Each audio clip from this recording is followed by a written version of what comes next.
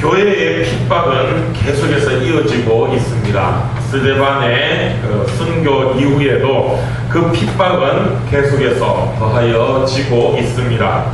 오늘 12장에서는 특별히 그 가운데 헤롯 왕의 핍박에 대해서 말씀하고 있습니다. 1절에 보면 헤롯 왕이 손을 들어 교인 중에 몇 사람을 해하려 하여 그 중에 요한의 형제 야고보를 칼로 죽이는 그런 일이 일어나게 됩니다. 그런데 이 일로 유대인들이 기뻐하는 것을 보고 또 베드로까지 잡으려고 하였다는 것입니다. 여기서 우리는 이 헤롯 왕에 대해서, 헤롯이라는 사람에 대해서 우리가 한번 살펴볼 필요가 있을 것 같습니다.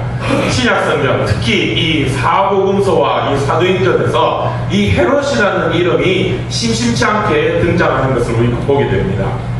예수님이 이 땅에 오실 때, 태어나실 때부터 헤롯은 언급이 되죠. 예수님이 태어나실 당시 이 동방박사가 헤롯 왕에게 찾아가서 왕이 날 것입니다 하니까 그 얘기를 듣고 헤롯이 무슨 일을 저지릅니까? 진짜 아주 흉악한 범죄를 저지르죠. 유아살해. 그쯤에서 위로 아래로 이 2살배기 어린아이들까지 전부 다 죽여라 하는 그런 명령을 내리게 되죠. 그리고 또 우리가 잘 아는 것처럼 세례 요한을 또 목을 치도록 했는, 거기에도 헤롯이라는 사람이 등장하고, 또 오늘 이 베드로의 이 사도행전 12장으로 다시 한번 헤롯이라는 이름이 등장하면서 그가 이 야고보를 칼로 죽이는 그런 일을 저질렀음을 기록하고 있습니다. 아까 말씀드린 것처럼 예수님의 탄생 때, 그리고 뭐 세례 요한 때, 또 지금 이 야고보의 이 사건에 이 헤롯은 동일 인물들은 아닙니다. 헤롯 왕가의 그 왕들을 의미하죠. 처음 예수님 당시에 헤롯 왕을 대헤롯이라고 합니다. 그리고 오늘 이 본문 사도행전 12장에 나오는 헤롯 왕은 헤롯 아그리빠 왕이라고 합니다. 헤롯 그러면 우리가 군봉왕이라고 이야기하죠. 그 의미는 이 정통적인 온전한 왕의 권위를 갖지 못했다라는 것입니다. 당시 지금 예수님 시절에서 오늘 이 사도행전에까지 당시에 이 이스라엘 땅은, 이 유대 땅은 로마의 지배에 있었습니다. 로마가 당시에 최고의 그런 나라였고, 온 세계가 사실 거의 로마의 지배 아래 있다고 할 수 있을 것이죠. 이 헤롯은 그 로마에부터 말하자면 인정받은 그런 왕입니다. 그래서 군봉왕이라고 이야기합니다. 역사를 따져 올라가면 말라기 이후에 이 복음서가 쓰여질 때까지 그 400년의 시간, 예수님이 태어나실 때까지, 말라기서가 기록될 때부터 예수님이 태어나실 때까지의 그 기간, 즉 구약과 신약의 그 텀이 우리는 400년이라고 하는데, 그 기간을 우리가 중간기라고 이야기합니다. 그 기간 사이에 많은 역사적 사건들이 일어납니다. 그 바빌론 이후에 여러 나라들이 이 유대 땅을 지배하고 또 사라지고 지배하고 사라지고, 그러면서 지금 이제 오늘 본문 사도행전 초대교회 때는 로마가 이제 실권을 잡게 되죠. 이 로마가 세계를 제패하면서 이 유대 지역을 지배하는 가운데 그때 이 헤롯이라는 인물이 등장합니다. 헤롯은 사실 이 이스라엘의 왕이 아닙니다. 그리고 이스라엘의 그런 전통 왕과, 즉 이스라엘이 생각하는 다윗의 그 왕조, 그 핏줄도 아닙니다. 유대 사람이 아닙니다. 이 헤롯은 에돔 사람입니다. 에돔이라는 나라 알죠? 저 역사적으로 올라가면은 누굽니까? 야곱의 형 에서, 그 에서가 만든 나라가 에돔이죠. 그러니까 그 에서의 핏줄이라고 할 수 있는 그런 왕이에요. 이 헤롯은 그 에돔의 왕이었는데, 로마가 세계를 지배하면서 또 로마가 이 유대 지역까지 이제 그 지배력을 뻗치고 유대를 이제 정복하면서 그 나라를 다스릴 그런 즈음에 이 헤롯이 이 비상한 사람이었던 것입니다. 정치력이 또 뛰어났던 사람이었습니다. 그래서 이 헤롯이 로마의 황제한테 가서 이 속된 사바사바를 합니다. 막 아부를 떨고 막 하면서, 원래 또 이 옛날에 이 그 대제국들은 자기들이 직접 세상 뭐 일일이 다 그 지배할 수는 없지 않습니까? 로마도 그러다 보니까 특정 지역에는 그 나라의 왕을 세워서 그러하여금 그 나라를 다스리게 하고, 로마는 뭐 잘 다스리는지 보고만 받고 세금만 걷어들이는 그런 일을 하게 되는데, 이 헤롯이 이 로마 황제한테 가서 사바사바 하면서 막 이렇게 아부하고 막 정치적으로 막 설득을 하고 하면서, 내가 이 유대에 지배하는 왕이 되게 해주십시오, 그렇게 아부를 하게 됩니다. 그런데 이게 이 헤롯이 아부를 정말 잘했던 것 같아요. 정치력이 정말 좋았던 것 같아요. 로마 황제가 그럼 좋다, 네가 그 지역을 다스리라. 그래서 에돔의 왕이었던 이 헤롯이 유대 지역, 이스라엘 지역까지 다 다스리는 그런 왕이 되었던 것입니다. 그런데 유대인들이 어떤 사람들입니까? 자존심 하나는 세계 최강가 아닙니까? 정말로 하나님의 선택받은 백성으로서 자존심 하나는 세계 최강인 유대인들이 에돔의 왕의 지배를 받게 된다는 것, 이 유대인의 자존심은 허락이 안 되죠. 그러니까 유대인들은 비록 정치적으로는 이 헤롯이 유대의 왕이라 얘기하며 로마의 인정을 받고 있지만, 유대인들은 사실 헤롯을 왕으로 인정하는 마음이 거의 없다는 것이죠. 그러니까 헤롯을 별로 좋아하지가 않습니다. 그런데 처음 이 첫 번째 헤롯 왕을 대헤롯이라고 합니다. 헤롯 대왕이라고 합니다. 이때 이 헤롯 대왕은 그래도 이 유대 지역을 잘 뭐 어떻게 뭐 힘으로 누르든지 어떻게 해서든지 잘 뭐 문제없이 그 헤롯 대왕이 다스릴 때는 별 탈이 없었던 것 같습니다. 그런데 그 헤롯 대왕 이후에 아들이 그에게는 셋이 있는데, 이 세 아들이 유대 지역을 나누면서 다스리게 되는데, 이 세 명의 아들이 잘 다스리지를 못했던 것 같아요. 그러다 보니까 이 반란도 일어나고 밀란도 일어나고 여러 가지 사건 사고가 많이 시끄러워지게 됐습니다.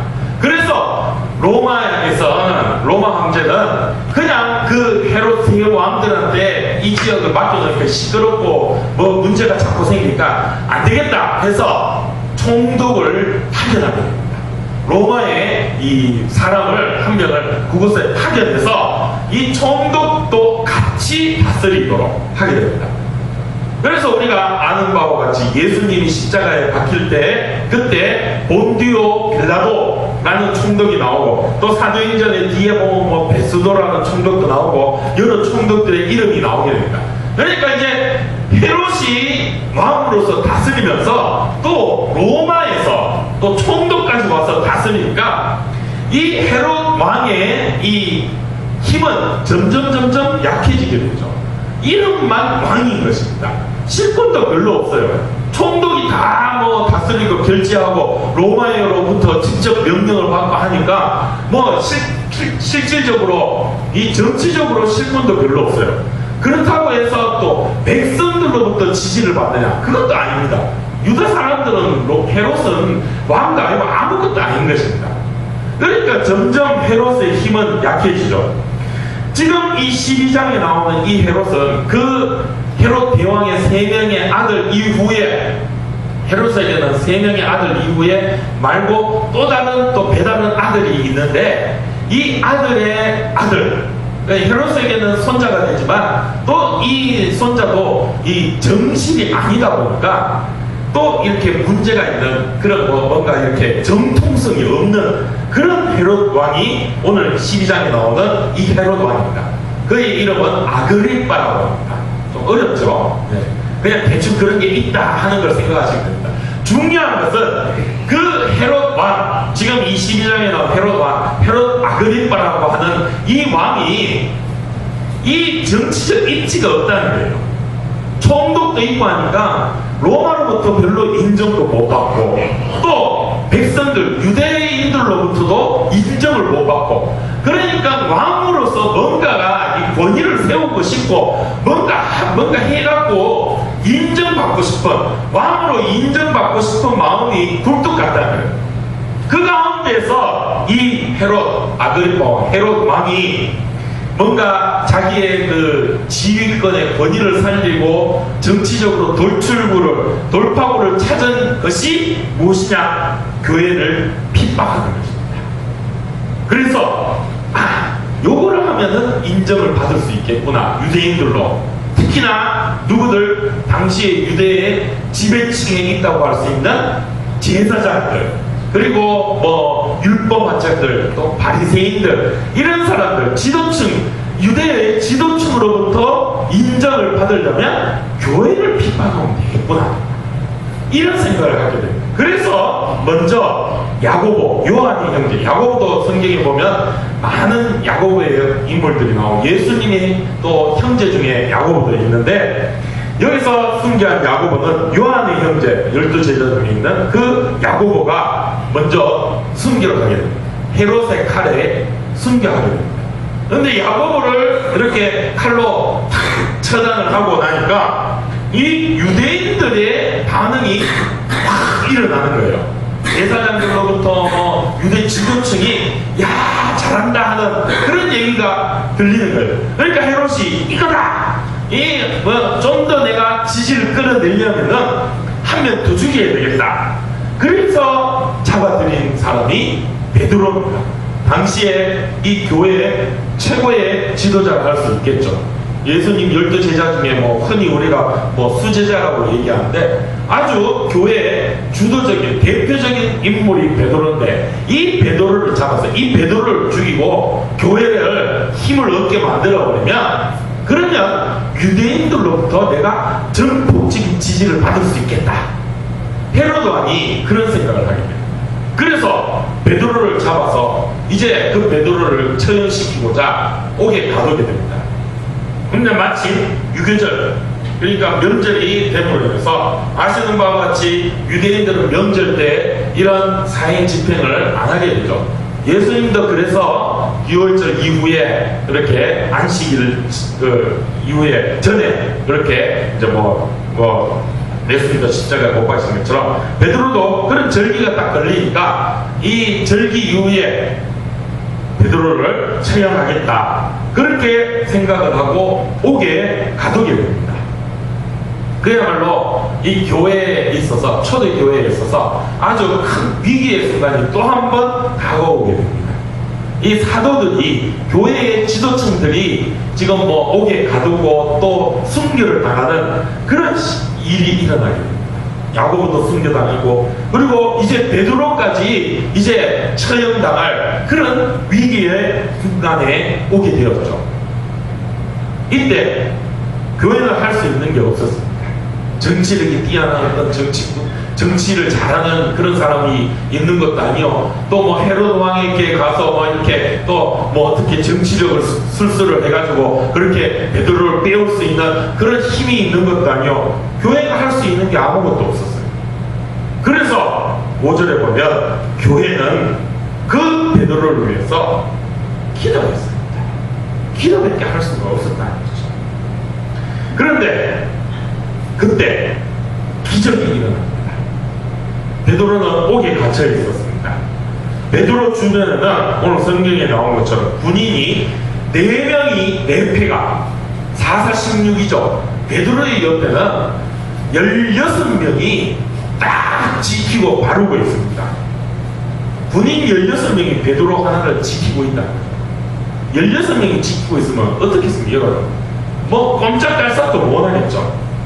근데 참 베드로는 성격이 좋은 것 같습니다. 진짜 베드로는 성격 하나 좋은 것 같습니다. 아주 긍정적인 인물인 것 같아요. 지금 당장 내일 모레 되면은 목이 처형을 당할 사형수로 있는 베드로인데, 이 서슬프런 군인 16명이 자기 주변에 딱하니 바로 서 있는데, 거기서 베드로는 쇠사슬에 매여서 잠을 자고 있다는 것이죠. 누워서 잤다는 것입니다. 성격 참 좋죠. 어디 가도 잠 잘 자는 그런 베드로. 뭐 저도 어디 가면 잠은 참 잘 자는데 예, 저도 뭐 어디 뭐 여행 가거나 뭐 예민한 분들은 뭐 이렇게 잠자리 바뀌면 잠을 잘 못 자고 오는데 저는 뭐 아무데나 잘 잡니다. 예. 그런데 베드로도 그런 것 같아요. 그런데 제 입장에서도 베드로 같은 상황이면 잠자기 힘들 것 같아요. 감옥에다가 거기다가 16명의 군인이 막 눈 멀거이 막 시선을 그렇게 지키고 서 있고, 그리고 지금 당장 내일 되면은 처형당할 사형수인데 베드로는 자고 있나? 뭐 될 대로 되라 했든지 아니면 뭐 하나님 알아서 하시겠지 하는 믿음이 아마 베드로에게 있었기에 그렇지 않았나 생각되어집니다. 그렇게 깊은 잠에 빠져 있었는데 천사가 와서 베드로의 옆구리를 푹 칩니다. 깜짝 놀라워 뭔가 싶어가 눈 뜨니까 천사가 빨리 일어나 나가자 하는 겁니다. 잠결에 베드로는 얼떨결에 천사를 따라갑니다. 그러면서도 베드로는 이게 꿈이구나, 이게 환상이구나 생각하며 따라갔다는 거예요. 뭐 잠도 덜 깨가지고 얼마나 깊이 잤는지 뭐 잠도 덜 깨가 꿈결에 그냥 막 따라나가면서 이게 꿈이구나 생각하고 따라갔다는 거죠. 그런데 감옥을 빠져나와서 길에 탁 나와서 천사가 떠나버려요. 그때서야 정신이 번쩍 든, 야 이게 꿈이 아니네, 아 진짜 내가 이 감옥에서 나왔네, 하나님이 정말로 나를 이 감옥에서 구해 주셨네. 그때야 정신이 번쩍 든다는 것입니다. 거기로 베드로는 교회를 찾아가게 됩니다. 그때에도 교회는 베드로를 위해서 온 성도가 모여 열심으로 기도하고 있었습니다. 베드로가 막 문을 두드리고 있죠. 그때 로데라고 하는 여자애가 나가서 그 베드로의 문 두드리는 소리를 듣고 누구십니까? 물어보죠. 근데 내가 베드로다 라고 하니까 로데가 깜짝 놀라가지고 감옥에 갇혀있는 베드로가 지금 문을 두드리니까 깜짝 놀라, 문 열어줘야 되는데 문 열어줄 생각도 안 하고 깜짝 놀래 마음으로 뛰어들어가지고 어른들한테 막 얘기해줘. 베드로가 지금 오셨어요. 베드로가 문 밖에 있습니다. 이렇게 막 여자아이가 떠드니까 어른들이 야야 조용해라, 지금 뭔 소리 하노 지금, 감옥에 갇혀있는데 저 자가 지금 뭔가 정신이 나갔구나, 미쳤구나 이렇게 얘기하고 있습니다. 근데 정말입니다 라고 얘기하니까 막 너무 막 간절하게 얘기하니까 그러면 뭐 천사가 오셨나 이러고 있는 상황이죠. 그런데 베드로가 계속 문 두드리는 소리가 들리니까 그 찾아가서 문을 여니까 베드로가 있는 거예요. 베드로도 놀라고 교회도 놀랐습니다. 하나님이 함께 하심을 증거하고 있다는 것이죠. 놀랄 만한 기적 같은 일이 일어나게 되었습니다. 하나님이 천사를 보내어 베드로를 구해주시고 교회를 세우시기 위하여 그 교회를 통하여 하나님이 살아계심을 증거하는 귀한 은혜의 역사, 기적이 일어나게 되는 것이죠. 그런데 더 놀라운 것은 오늘 저희가 본문은 19절까지만 읽었지만 20절부터 또 놀라운 일이 일어나게 됩니다. 뭐냐? 헤롯이 죽게 됩니다. 교회를 그렇게 핍박하는, 자기의 어떤 정치적 입지를 위해서 교회를 핍박하고 괴롭히며 그 교회의 지도자들을 순교하게 하였던 그 헤롯이 죽음을 당하는데 어떻게 죽음을 당하느냐? 충을 먹어서 죽음을 당하게 된다 합니다. 23절에 보면 헤롯이 영광을 하나님께 돌리지 아니하고 주의 사자가 곧 친히 벌레에게 먹혀 죽었다라고 성경은 말씀합니다.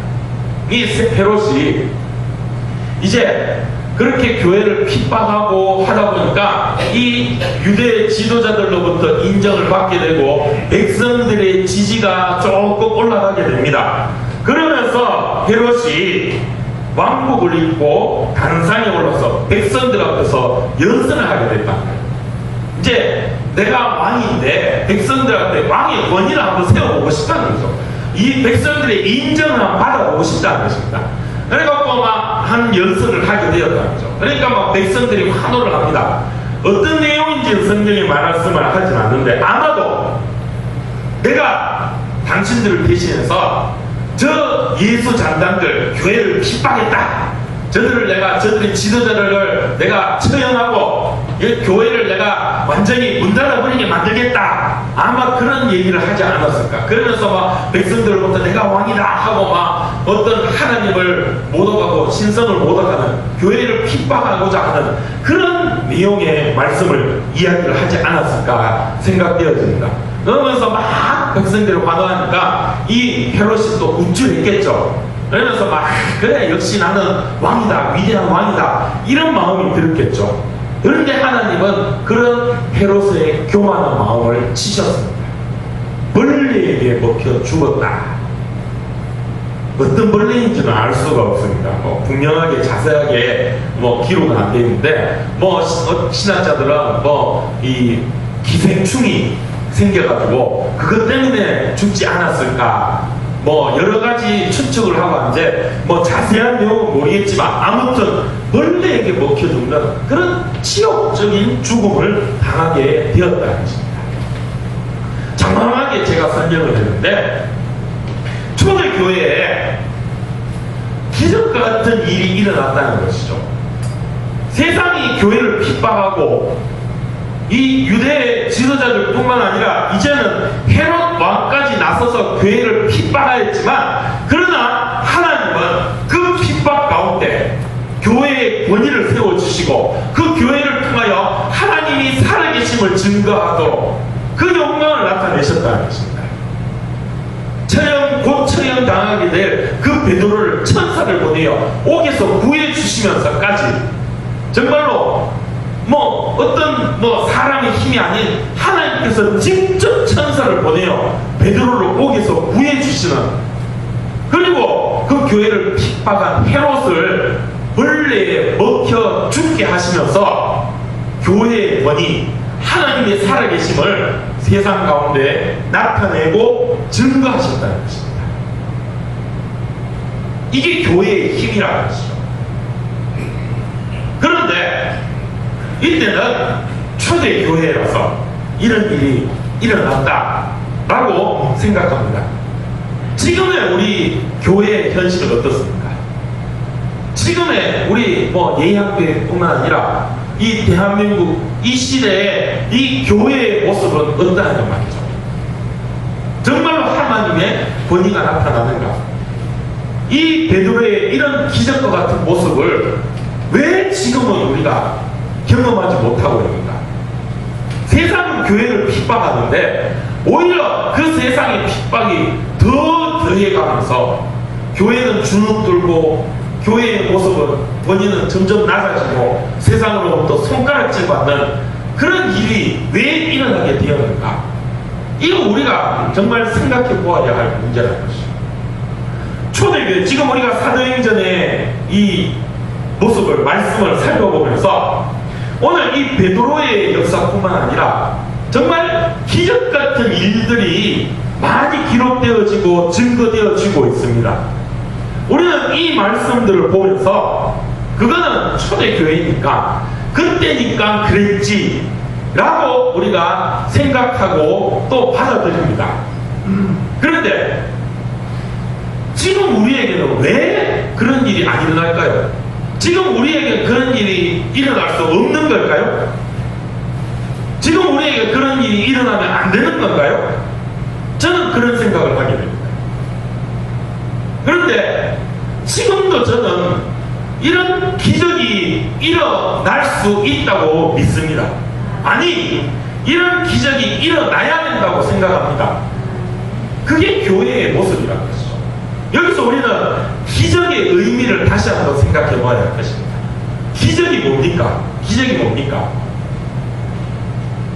내가 경험하고 내가 생각했던 그 틀을 벗어나는 게 기적 아닙니까? 내가 전혀 생각지도 못했던 일, 내가 전혀 꿈꾸지도 못했던, 경험해보지 못했던 일, 그런 일을 우리가 기적이라고 하지 않습니까? 교회는 그런 기적을 이루는 곳이 되어야 됩니다. 우리는 믿음입니다. 성경에는 믿음으로 그런 일들을 엄청나게 많이 이룹니다. 그 옛날 모세의 시절 때부터 하나님께서는 믿음의 사람들에게 정말 생각지도 못한 일들을 이루어줍니다. 홍해를 갈라갖고 그 땅을 지나가게 만들고, 진짜 하늘의 해도 막 멈춰서서 시간이 멈추는 그런 일도 이루게 하시며, 무리를 걸어 다니게 하시고, 죽은 사람이 일어나게 하고, 안전뱅이가 일어나고, 또 감옥 문이 저절로 열려서 16명의 군인들이 정말로 철통같이 지키고 서 있는데도 거기를 유유히 걸어서 나올 수 있도록 만들어 주시는 그런 하나님, 그리고 교회를 핍박하는 자들에게 분명한 하나님의 권위로 그들을 벌하시고, 그들로 하여금 교회는 정말로 하나님 살아계심을 증거하는 그런 것임을 나타내고 주의 영광을 드러내는 이런 일들, 분명히 하나님은 이루어 주십니다. 누구를 통해서요?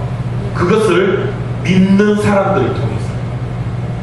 우리가 그 믿음을 가질 때 하나님이 이 교회를 세우시고, 이 교회의 머리가 주인이 하나님이시고, 그 하나님이 지금도 살아 역사하셔서 교회뿐만 아니라 이 세상 모두의 주인 되시고 이 세상 모두를 다스리시는 그런 진정 살아있는 하나님이심을 우리가 믿는다면, 하나님은 우리의 믿음을 통하여 그 기적을 우리 교회를 통하여 나타내시고 증거하고 이루실 줄 믿습니다. 아멘. 우리는 이 믿음으로 나아가요. 이 믿음을 가져야 돼요. 그게 우리의 믿음입니다. 이건 전적으로 하나님께 맡겨야 됩니다. 오늘 이 사도행전 12장에서 베드로가 그 감옥을 탈출하고 교회를 핍박했던 헤롯이 벌레 먹어 죽게 되는 그런 일들이 일어나는 과정에서, 그럼 그것을 위해서 그때 초대교회는 무엇을 했는가 우리가 살펴보면, 아까도 제가 말씀했듯이 5절에 기도를 했습니다. 하나님 앞에 기도를 했습니다. 뭘 한 게 아니라 오로지 하나님 바라보고 엎드리며 기도를 했습니다. 뭐 아까도 제가 말씀드렸지만 여러 가지 방법들을 찾을 수 있을 것입니다. 감옥 찾아가가지고 그 감옥 있는 뭐 간수나 이런 사람들 뭐 어떻게 좀 설득하고 어떻게 좀 얘기해가지고 좀 우리 베드로 좀 어떻게 좀 풀어주십시오. 안 그러면 하다못해 헤롯에게 찾아가가지고, 뭐 헤롯은 아주 탐욕적인 사람이고 뭐 정치적인 그런 뭐 탐욕이 많은 사람이니까 가가 뭐 돈 좀 이렇게 막 뇌물로 좀 줘버리든지, 아니면 우리가 당신을 지지해가 당신의 그 왕의 권위를 세워주겠습니다 뭐 하든지, 뭐 어떻게 뭐 여러 가지 방법들 만들려면 찾으려면 찾을 수도 있을 것입니다. 할 수도 있을 것입니다. 그러나 오늘 성경은, 교회는 그를 위하여 간절히 하나님께 기도하였다 말씀하고 있습니다. 이게 교회의 힘이라는 것이죠. 오늘 우리도 이 교회의 힘을 회복해야 할 줄 믿습니다. 우리가 사는 이 시대, 이 대한민국에서 지금 시대에 정말 이 교회의 권위가 땅에 떨어졌습니다. 어디가 교회 다닌다고 손가락질 맞죠. 며칠 전에는 또 막 가톨릭의 교황까지 왔다가 하니까 교회의 권위는 더 바닥에 떨어져가지고, 어디가 요즘은 뭐 교회 다닌다 그러면 정말로 얼굴 들고 다니기 힘든 그런 시대를 우리가 살고 있습니다. 그럴수록 우리는 하나님께 나아가야 돼요. 하나님 앞에 엎드려야 됩니다. 기도해야 됩니다. 딴 거 없습니다. 뭐 우리가 그렇다고 해가 뭐 우리가 뭐 어디 가갖고 뭐 시위를 하면서 우리는 안 그렇다 하고 뭐 청와대 찾아가가 시위하고 그래가 될 일도 아니고, 우리가 또 뭐 어디 가가지고 뭐 해갖고 될 일도 아니고, 저는 그렇게 생각합니다. 이 시대에 정말로 교회가 교회로서의 권위를 회복하고 살아계신 하나님을 증거할 수 있는 길은 엎드리는 것밖에 없어요. 하나님 앞에 엎드리는 것입니다. 하나님 앞에 기도하는 것입니다. 말씀 붙잡고 그 말씀 가운데서 하나님이 어떠하신가를 우리가 찾아가야 되는데, 그 말씀이 우리에게 증거하는 것은 바로 기도하라는 것입니다. 엎드리는 것밖에 없습니다. 그게 교회의 힘입니다. 우리 예양교회가 그런 교회의 힘을 회복하는, 그래서 이 시대에 떨어진 교회의 권위를 세우고 살아계신 하나님의 그 영광을 증거하고 나타내는 귀한 사명 감당하는 교회 되기를 원합니다. 더욱더 기도의 힘을 키워가며 더욱더 하나님 앞에 엎드리며 기도하는 그것이 우리의 힘임을 깨닫고 거기에 더욱더 매진하며 주의 능력을 나타내는 그런 우리 예양교회 되기를 주님의 이름으로 축복합니다. 아멘.